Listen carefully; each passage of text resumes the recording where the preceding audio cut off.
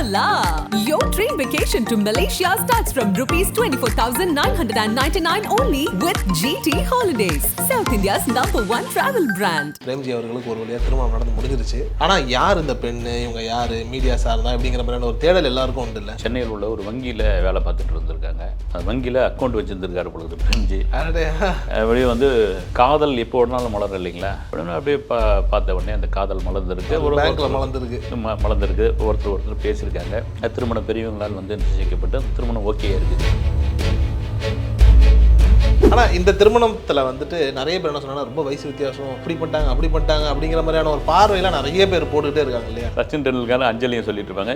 ஆனால் இந்த வயசு டிஃப்ரெண்ட் வந்து ரொம்ப அதிகம் அப்படின்ட்டு விசாரிச்சு பற்றி தெரிஞ்சது. பிரேம்ஜிக்கு 45 வயசு. இந்த பெண்ணுக்கு வந்து ஒரு 25 வயசு 20 வயசு டிஃப்ரெண்ட்டில் இருக்குது, திருமணம் பண்ணியிருக்காங்க. சார் ராஜா சார் அதாவது தான் எல்லாருடைய பார்வையாகவே இருந்தது. இன்னமும் அவருக்கும் கங்கை அமரனுக்கும் பிரச்சனை தான் ஓடிட்டு இருக்காங்க. இளையராஜா வந்து மிகச்சிறந்த இசையமைப்பாளர், ஆனால் மிகச்சிறந்த மனிதனா அப்படின்ற ஒரு விவாதம் வரும்பொழுது அது காலகாலமாக இருக்குது. வந்து இளையராஜாவுடைய வளர்ச்சிக்கு அவர் மட்டும் காரணம், அவருடைய தம்பிகள் தான் காரணம். இளையராஜாவுடைய மனைவி ஜீவா அவர்கள் இறந்து இந்த 38 முருகேசன் ஸ்ட்ரீட் உடல் வச்சிருக்கும் போது அழுதுட்டு வராரு கங்கை அமரன். மகராசி கையில் நான் சோறு வாங்கி சாப்பிட்ருக்கேன், அழுதுகிட்டு வராரு. அங்கேயும் நிறுத்திட்டார் இளையராஜா, வரக்கூடாதுன்ட்டு, உள்ளே வரக்கூடாது. பாரதராஜா தான் போய் கடுமையாக சண்டை போட்டு, ஏன்னா அந்த முகத்தை அதோடு பார்க்க முடியாது, அப்படி வந்து அழறாப்புல. அது வந்து பாசத்தோடைய வெளிப்பாடு தான். ஒரு அம்மா ஸ்தானத்தில் வந்து அழறாரு, வந்து உள்ளே வரவே கூடாதுன்றார், காலடி எடுத்து வைக்க கூடாதுன்றார். அதே மாதிரி வந்துட்டு யுவன் வந்து வராதுக்கான காரணம் 1000 காரணம் சொன்னால் கூட அவர் வந்துட்டு மதம் மாறி இருக்கிறாரு. அவர் மனைவி வந்துட்டு ஒரு இஸ்லாமிய பெண் அப்படிங்கிற அந்த ஒரு நிலையில் வந்துட்டு முருகன் கோயிலுக்கு வந்து திருமணத்தை அட்டன் பண்ணணுமா?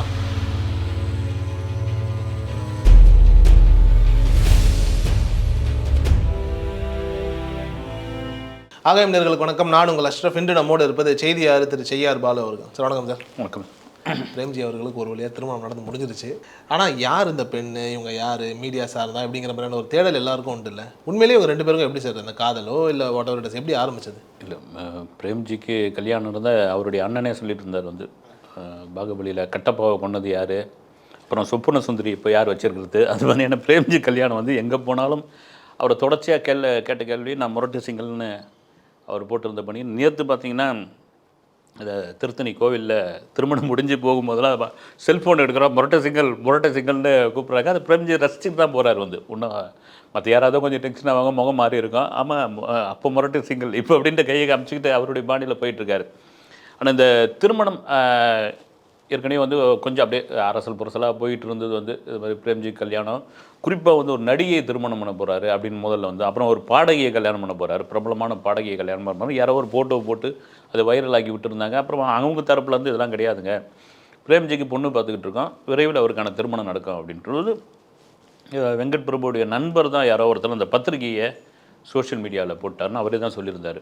இது மாதிரி திருத்தணியில் இந்த டேட்டில் நடக்கிறது, மணமகள் பேர் வந்து இந்து, பிரேம்ஜி அப்படின்னு.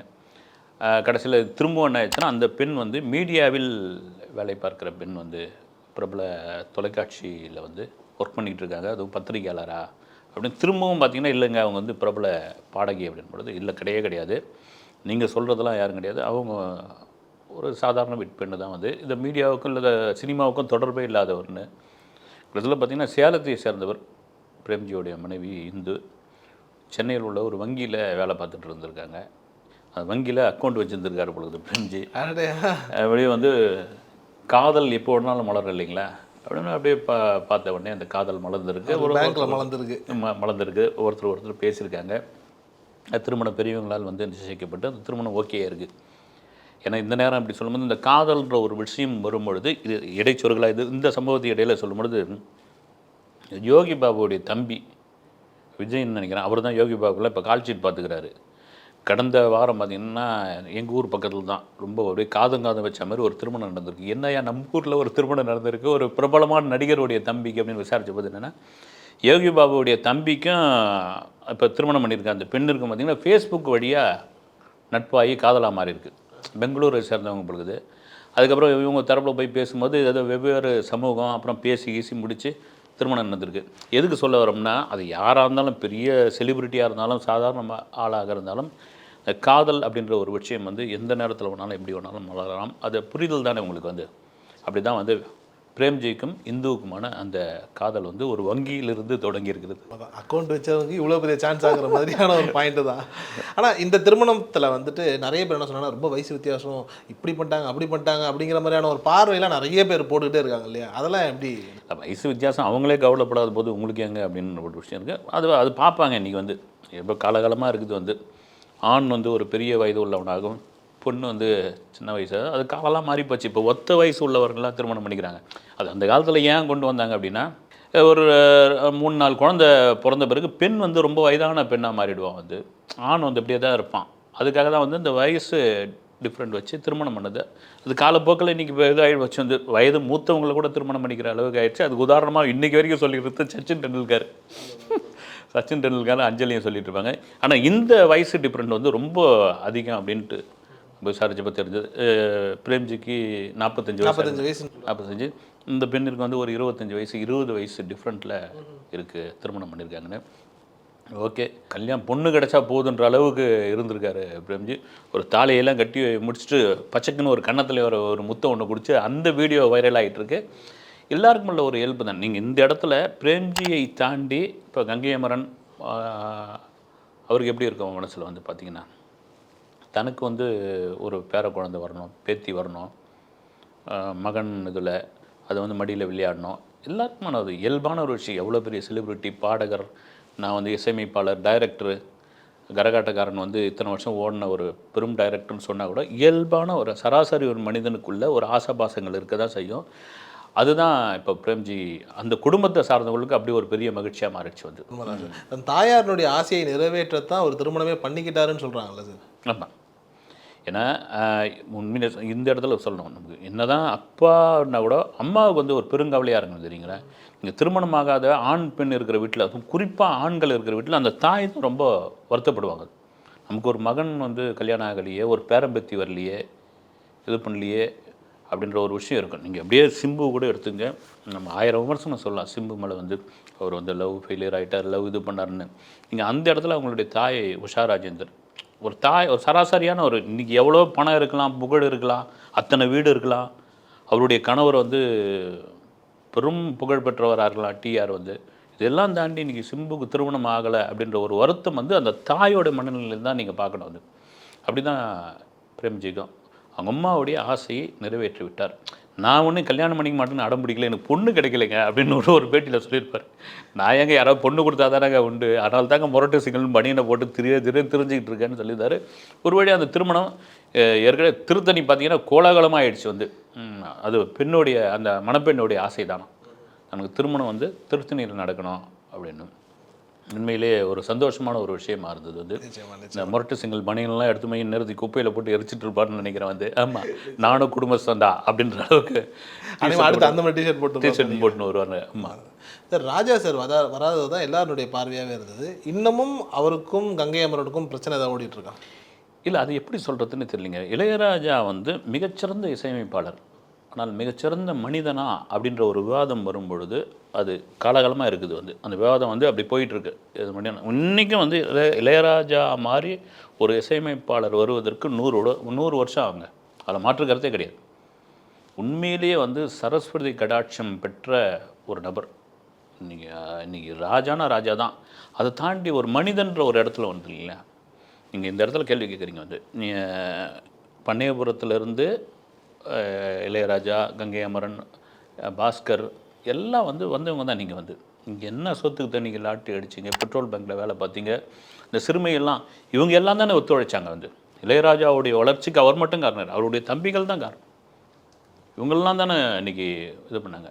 நீங்கள் 1000 விஷயம் இருக்கலாங்க, 1000 சண்டை இருக்கலாம், ஆனால் அவர் ஏன் அந்த ஒரு மாதிரி இறுக்கமான ஒரு அரகண்டுன்னுவாங்க இல்லைங்களா, அது மாதிரி இருக்காருன்னு தெரியல. என்ன பிரச்சனை தெரியல. ஏன்னா சமீபத்தில் இளையராஜாவுடைய பாடல்கள் காப்புரிமை சம்மந்தமாக பிரச்சனை வந்தப்போ அவருக்கு ஆதரவாக முதல் குரல் கொடுத்தவர் வந்து கங்கை அமரன் தான். குரல் கொடுத்தவர், தொடர்ச்சியாக பேசினவர். எப்படி நீங்கள் வந்து எங்கள் அண்ணனை தாண்டி இளையராஜா பாடல்கள் நீங்கள் எப்படி பயன்படுத்தலாம், அவருக்கு தான் அது சொந்தம் அப்படின்னு ஆணித்தரமாக அவர் வந்து நின்னார். ஆனால் நீங்கள் அதெல்லாம் விட்டுட்டு இப்போ பிரேம்ஜி ஆகட்டும், வெங்கட் பிரபு ஆகட்டும், யுவன் சங்கர் ராஜா எல்லாம் ஒன்றா வளர்ந்தவங்க தான். நீங்கள் அவங்க பங்காளிகளுக்குள்ளே 1000 பிரிவினைகள் இருந்தாலும் வந்து நீங்கள் வெங்கட் பிரபுலாம் பார்த்தீங்கன்னா பேட்டி எப்படி கொடுப்பாருன்னா ராஜா அப்பா அப்படின்னு வருது. ராஜா பிரேம்ஜியும் தான் சொல்லப்போல ராஜா அப்பா அப்படின்னு வருது, பாஸ்கர் அப்பா அப்படின்னு வந்து இப்படி தான். யுவன் சங்கர் ராஜா அமரப்பா, யாரும் அந்த வார்த்தைகளை சித்தப்பா பெரியப்பான்ற வார்த்தைகளே யூஸ் பண்ண மாட்டாங்க. இந்த வயதானவர்களுக்குள்ள தான் முரண்பாடு இருக்குல்ல, அந்த தலைமுறைக்குள்ளே அவ்வளோ ஒற்றுமை இருக்குது. நிச்சயமா சார். ஆனால் அப்படி இருந்தும் வந்துட்டு யுவன் வரலங்கிறத கூட ஒரு பார்வையாக பார்க்குறாங்கல்ல. நிச்சயமாக. ஏன்னா யுவன் ஆக்சுவலாக வந்து யுவன் சங்கர் ராஜாவுக்கு அசிஸ்டண்ட்டாக இருந்தவர் தான் வந்து பிரேம்ஜி. அங்கேருந்து தான் மியூசிக்கே கற்றுக்கிட்டார். ஏன்னா யுவன் அந்த ராப் பாடலாம் இருக்குல்ல, அது அதிகம் பாட வச்சவர் வந்து யுவன் தான். ஆனால் யுவன் சங்கர் ராஜா ஏன் வரல? நமக்கு தெரிஞ்ச அவன் கேள்விப்பட்டப்போ துபாயில் ஏதோ ஒரு ஃபங்க்ஷனு, ஏதோ அவங்க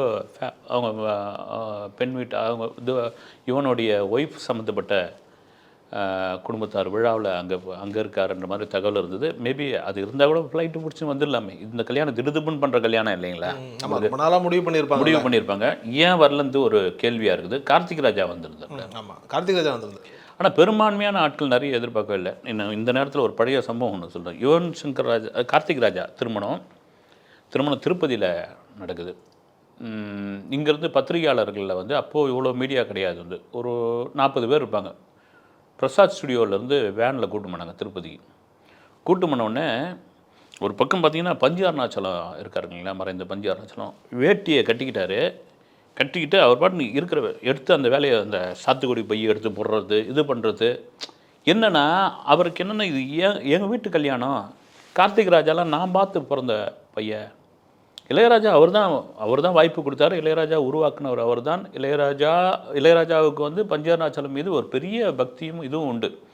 கடைசி வரைக்கும் சம்பளம் வாங்காமல் பண்ண ஒரே ப்ரொடியூசர்னால் அவர் தான். சும்மா ஒரு 500 கொடுங்கண்ணே அப்படின்னு வரோம். அது என்ன ராஜா, நான் சம்பளம் வாங்காமல் பண்ணுறதுனால உங்களுக்கு நான் வாங்க மாட்டேனே, சும்மா ஒரு 500 கொடுங்க.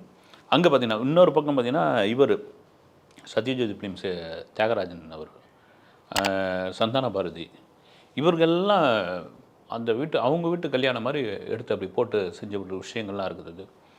இது நீங்கள் சொல்கிற மாதிரி இளையராஜா வந்திருக்கணும். அவர் தான் அந்த வீட்டுக்கு மூத்தவர். நீங்கள் பத்திரிகைகள் எப்படி போடுவாங்க, வந்து ஒரு பங்காளிகள் ஒரு திருமணம் அப்படின்னா அதில் யார் மூத்தவர்களோ அவருடைய பேர் தான் போடுவாங்க. குறிப்பாக அந்த மூத்தவர் தான் அழைக்கிற மாதிரியே கூட போடுவாங்களா சார்? ஆமாம்மா, அவ்வளோ மூத்தவர்களை விட்டு நீங்கள் இது பண்ண முடியாது இல்லைங்களா. அவங்க பேர் போட்டு கல்யாண மணமகனோ இல்லை மணமகன் சம்மந்தப்பட்டவர்கள தாய் தந்தையரோட பேர் கடைசியில் சின்னதாக போடுவாங்க. வந்து அவங்க தான் கூப்பிட்ற மாதிரி போடுவாங்க. அந்த இடத்துல ஏன் வரல, எதுக்கு வரல அப்படின்ற மாதிரியான ஒரு இது இருக்குது. இதில் ஒரு ஃப்ளாஷ்பேக் சம்பவமாக சொன்னோம்னா, சில விஷயங்களை இளையராஜா பிடிச்சிட்டாருன்னா அந்த உடம்பு பிடியாக இருக்கிற ஒரு குணம் இருக்குவாங்க. அதுதான் அவர்கிட்ட சில பேர் நெருங்கிறதுக்கே பயப்படுவாங்கன்னுவாங்க. அது ஒரு மாதிரி தீ மாதிரி இருக்குது. ஏன்னா இந்த நேரம் நல்ல காரியம் பேசும்போது இளையராஜாவுடைய மனைவி ஜீவா அவர்கள் இறந்து அந்த 38 முருகேசன் ஸ்ட்ரீட்டில் அந்த உடல் வச்சுருக்கும்போது அழுதுகிட்டு வராரு கங்கை மரன். என்ன அழுகிறாருன்னா, மகராசி கையில் நான் சோறு வாங்கி சாப்பிட்ருக்கேன். அவங்க வந்து திருமதி ஜீவா அவர்கள் இளையராஜாவுடைய மனைவி. அதை தாண்டி இவங்களுடைய அக்கா மகள் யாரு, கங்கை மரன் இளையராஜா இவங்களுடைய அக்கா மகள். அப்படி அழுதுகிட்டு வராரு. அங்கேயும் நிறுத்திட்டார் வந்து இளையராஜா, வரக்கூடாதுன்ட்டார், உள்ளே வரக்கூடாது அப்படின்னு. பாடி போட்டு வச்சு பத்திரிகையாளர்லாம் இருக்காங்க. பாரத ராஜா தான் போய் கடுமையாக சண்டை போட்டு, நீங்கள் சொல்லுவாங்க கல்யாண வீட்டுக்கு போகலன்னா கூட சரி, ஒரு இறப்பு சம்மந்தமான இதுக்கு போய் கலந்துக்கணும், முதல் ஆளாக இது பண்ணணும் அப்படின்னு. ஏன்னா அந்த முகத்தை அதோடு பார்க்க முடியாது, இது பண்ணு அப்படி வந்து அடராப்பில். அது வந்து பாசத்தோடைய வெளிப்பாடு தான் அது. இங்கே இளையராஜா திருமணத்துக்கு பிறகு உடனே அவருக்கு பெரிய வாய்ப்புலாம் கிடச்சி ஓஹோலாம் வந்துடல, அப்பவும் கஷ்டப்பட்டுட்டு இருக்காங்க. இப்போ இவரெல்லாம் கங்கை மரம்லாம் வந்து மச்சனம் தானே வந்து அவங்க சோறு போட்டிருப்பாங்க, இது பண்ணியிருப்பாங்க, அவங்களையும் பார்த்து வந்துருப்பாங்க. ஒரு அம்மா ஸ்தானத்தில் வந்து அழறாரு, வந்து உள்ளே வரவே கூடாதுன்றார், அந்த காலடி எடுத்து வைக்கக்கூடாதுன்றார். அப்புறமா வந்து பாரதராஜா மாதிரி ஆட்கள்லாம் பெரிய ஆட்கள்லாம் பேசின பிறகு தான் அப்படி போய் முகத்தை திரும்பி அந்த பக்கம் போயிட்டார். அது என்ன ஒரு குணம் தெரியல, வந்து என்ன கங்கை மரன் நான் என்ன அப்படி ஒரு தப்பு பண்ணணும்னு தெரியலையே எனக்கு அப்படின்னு ஒரு பேட்டியில் கூட சொல்லியிருக்காரு. இப்போ வரும்பொழுது இப்போ அடுத்த தலைமுறை வந்துட்டாங்க. இப்போ உங்களுடைய மகன்மார் தான் வந்து பிரேம்ஜிலாம் பார்க்கும்போது இதுக்கு இளையராஜெல்லாம் வந்திருக்கலாமே. ஆனால் அவருடைய மகள் இறந்ததுனால எனக்கு பிறந்தநாளே நான் கொண்டாடலைன்ற மாதிரியான ஒரு வார்த்தையை அவர் பதிவு பண்ணியிருக்காரு வருஷமே, அதனால் வரலையோ? இல்லை, இதை மகள் மறைந்ததுனால அந்த சோகத்துலேருந்து என்னால் மீள முடியல. இந்த கடந்த ஜூன் 2ஆம் தேதி என்னுடைய பிறந்தநாளை கொண்டாடலன்னு சொல்லியிருந்தாரு கண்டி. ஆனால் நிறைய பேர் வாழ்த்து சொல்ல வந்திருந்தாங்க, எல்லாருக்கூடையும் சேர்ந்து ஃபோட்டோ எடுத்துருந்தார். நான் கூட அந்த வழியாக அப்படி கிராஸ் பண்ணிட்டு போகும்பொழுது அந்த கோடம்பாக்கம் ஐரோடு கோடம்பாக்கம் பிரிட்ஜுக்கிட்ட இருக்கிற இளையராஜா ஸ்டுடியோ பார்த்திங்கன்னா வெளியே அப்படியே பூலியே வந்து அலங்காரம் பண்ணி பயங்கர பிரம்மாண்டமான டெக்கரேஷன்லாம் பண்ணியிருந்தாங்க. அப்போ அப்படி சொன்னவராக இருந்தால் வந்து அது அவருடைய விருப்பம். இப்போ ரஜினி என்னன்னு அவருடைய பிறந்த நாளுக்கு வந்து கண்டிப்பாக நம்ம ஊரில் இருந்தால் அப்போலாம் எப்படியாவது வந்துடுவாங்க, போயஸ் கான் முன்னாடி வந்து நின்றுவாங்கன்றதுக்காக என்ன பண்ணுவார், ஊரில் இல்லைங்கன்னுவார். ஊர்லேயும் இருக்க மாட்டார், கிளம்பி போயிடுவார். அது காரணம் என்னன்னா, அப்போது அவரை பார்க்க இது மாதிரி பிறந்த நாளுக்கு பார்க்க வந்து திரும்ப போனப்போ ஒரு 3 பேர் இறந்து போயிட்டாங்க விபத்தில். அப்போ அந்த விபத்தில் இறந்து போன அந்த பேரண்ட்ஸ் கேட்ட கேள்வி வந்து இன்றைக்கி வரைக்கும் என் காதில் அப்படி இருக்குது. அப்படி என்ன கேட்டாங்கன்னு தெரியல, சொல்லலை. அது என் மனசில் இன்னும் அப்படியே இதுவாகிட்டு, அதுலேருந்து நான் பிறந்த நாள் கொண்டாட்டத்தை விட்டுட்டேன், இங்கே இருந்தால் தானே பிரச்சனை அப்படின்னு நான் கிளம்பி வெளியே போயிடுவேன்னு இப்போ தான் அப்பப்போ வெளியே வந்து மீட் பண்ணுறாரு. இளையராஜா அப்படி பண்ணியிருக்கலாமே அப்படின்னு தோணுது வந்து. அதை தாண்டி நீங்கள் ஒரு முக்கியமான திருமணம், நீங்களாம் சொல்கிறாரு ராஜாப்பான்னு சொல்லி வளர்ந்த ஒருத்தர், அவருக்கு ரொம்ப காலம் திருமணம் ஆகாமல் இருந்திருக்குது. நீங்கள் முன்னிருந்து அட்சதை போட்டு ஒரு ஆசீர்வாதம் பண்ணி அந்த முருகனுடைய திருக்கோவிலில் இது பண்ணியிருந்தேன், எப்படி இருந்திருக்கும் வந்து. ஓகே, அவங்களுக்கு இல்லை என்ன பிரச்சனையோ என்ன பங்காளிகள் சண்டையோ அது உள்ளே போய் நம்ம எதையும் பார்க்க முடியாது. நிச்சயமாக சார். அதே மாதிரி வந்துட்டு யுவன் வந்து வராதுக்கான காரணம் 1000 காரணம் சொன்னால் கூட அவர் வந்துட்டு மதம் மாறி இருக்கிறாரு, அவர் மனைவி வந்துட்டு ஒரு இஸ்லாமிய பெண் அப்படிங்கிற அந்த ஒரு நிலையில் வந்துட்டு முருகன் கோயிலுக்கு வந்து திருமணத்தை அட்டன் பண்ணணுமா அப்படிங்கிற ஒரு கேள்வி எழுந்த மாதிரியான ஒரு பேச்சு ஓடிட்டுருக்கே, இது எப்படி? இல்லை, இந்த இது சோஷியல் மீடியாலையும் போட்டிருக்காங்க வந்து. ஏன்னா வந்து அவர் இஸ்லாத்துக்கு மாறிட்டார், அதனால் ஒரு இந்து கோயிலுக்குள்ளே வரலாமா வரக்கூடாது, அது சரியான இதுவான்னு நான் இதே இதுவுக்கு நான் சொல்கிறேன். இதே கார்த்திக் ராஜா திருமணத்திற்கு இங்கேருந்து கூட்டு போகும்போது அவர் பேரை நான் சொல்ல, ஒரு இஸ்லாமியர் தன்னுடைய குடும்பத்தோடு, அவர் ஒரு செலிப்ரிட்டி தான், அவர் சொன்ன வருத்தப்பட பேர் சொல்ல வர குடும்பத்தோடு வந்திருந்தார். அவர் என்ன சொன்னார், எல்லாம் வந்து பெருமாளாகட்டும் எதுவாக இருந்தால் என்னன்னா அதை தாண்டி வந்து ராஜா சாருடைய வீட்டு ஃபங்க்ஷனு நான் வரேன் அப்படின்னு வந்திருந்தார். இது ஒரு காரணமாக நமக்கு தெரியல. மேபி அவர் அதில் வந்து ரொம்ப தீவிர பற்றாளராக இருந்தால் அப்படி இருந்திருக்கலாம் வந்து. ஆனால் அதெல்லாம் மீறி பிரேம்ஜி உங்ககிட்ட இருந்தவர், உங்கள் பிரதரு, நீங்கள் எல்லாம் ஒன்றா விளையாடிட்டு இருப்பீங்க. சொல்லுவாங்க, யாரை விட ஒரு இன்டர்வியூவில் வெங்கட் பிரபு தான் சொல்லியிருந்தார், நான் ஒரு சின்ன ஒரு வீடியோ கேமரா வாங்கிட்டு யுவன் சங்கர் ராஜா கார்த்திக் ராஜாலாம் நடிக்க சொல்லுவேன், பிரேம்ஜி வந்து வாயிலேயே மியூசிக் போடுவான், நாங்கள் சும்மா வீட்டில் உட்காந்து எடுப்போம். யார் நீங்களாம் சித்தப்பா பெரியப்பா மக்கள் தானே நீங்கள் வந்து. அப்படி இருக்கும்போது இதில் வந்து மதம் அது மாதிரியான ஒரு விஷயங்கள்லாம் இருக்கவே இருக்காது. அப்படி இருந்தீங்கன்னா வெளியே நின்று கூட முடிச்சுட்டு தாலி கட்டிட்டு வராங்க இல்லைங்களா, வெளியே நின்று காரில் வெளியே வந்து கூட ஒரு அட்சதை போட்டு அங்கே இது பண்ணி நீங்கள் ஒன்றா கிளம்பி வந்திருக்கலாம் வந்து. இது எந்த அளவுக்கு உண்மைன்னு தெரியல, இது ஒரு சாக்காக கூட எடுத்துக்கலாம் நம்ம வந்து. ரொம்ப நன்றி சார், நேரத்துக்கு. Hola! Your dream vacation to Hong Kong starts from rupees 74,999 only with GT Holidays, South India's #1 travel brand.